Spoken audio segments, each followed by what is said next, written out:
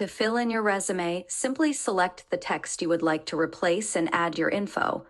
Since Google Docs works differently from Microsoft Word, Google Docs currently doesn't support character spacing.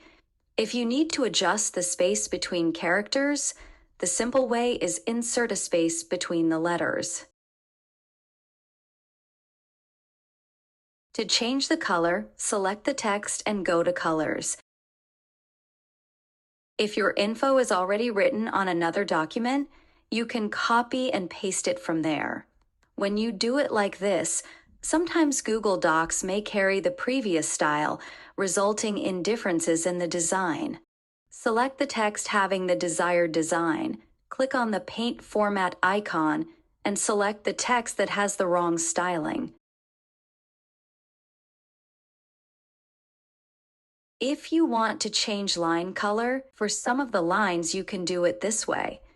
Select the line and go to Colors. The second method is click on a line, click Edit, click the line on Drawing Canva, go to Colors. Click Save and Close.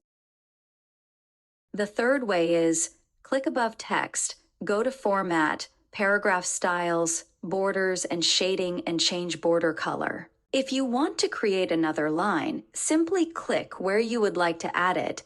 Go to Format, Paragraph Styles, Borders, and Shading. Select the border position and color.